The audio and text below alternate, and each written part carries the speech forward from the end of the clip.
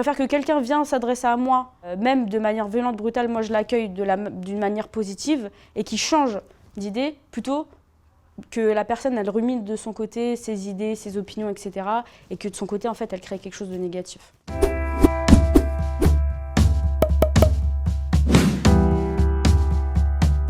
Alors les sports de combat, depuis toute petite je suis fascinée, depuis que j'ai 2 ans. Donc là on revient sur les blocages. Je t'envoie jambes avant. Jackie Chan, Bruce Lee, etc. J'ai grandi avec eux. Quand je me bats, je garde mon foulard. J'ai développé des stratégies, des uniformes, des tenues durant, ça fait à peu près 5 ans que je suis voilée, durant ces 5-6 années. Trouver le tissu qui soit pas trop chaud, le tissu qui colle pas mais en même temps qui est pas trop large.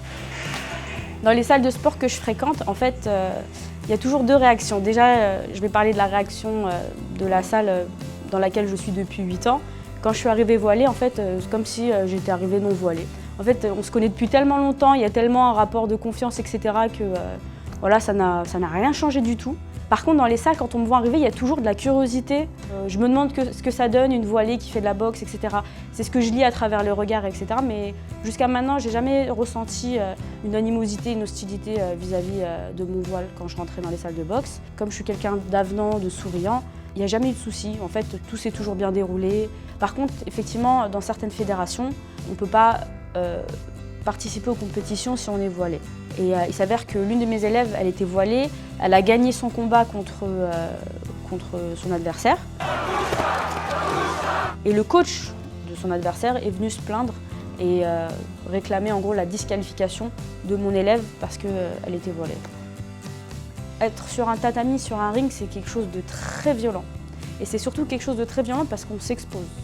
On s'expose aux autres et d'autant plus quand on est voilé, on est plus visible que les autres, donc on s'expose 2 fois plus. Ça rejoint un peu ce qu'on vit en France depuis ces dernières années. Il y a une sorte de... On diabolise énormément le voile sans s'interroger là-dessus réellement. On ne demande pas l'avis à celles concernées, etc. Donc en fait, je m'y attendais en fait. Enfin, c'est quelque chose... C'est limite en fait, là, on se résigne. On est quasiment résigné parce que finalement, on va pas faire les Don Quichotte et se battre contre des moulins à vent. Et puis ce qui est bien, c'est qu'en fait, on n'a pas forcément besoin de s'acharner personnellement parce que, par exemple, on voit beaucoup dans les JO une escrimeuse américaine qui est voilée, qui fait des résultats. Ça prouve qu'on peut pratiquer tel et tel sport tout en étant voilée, être performante, etc. Et puis bon, et en ce moment, il y a une polémique. Il y a Nike qui va sortir un voile pour les sportifs. Donc finalement, on sent qu'il y a quand même une ouverture qui se crée, il y a une brèche qui se crée et c'est intéressant.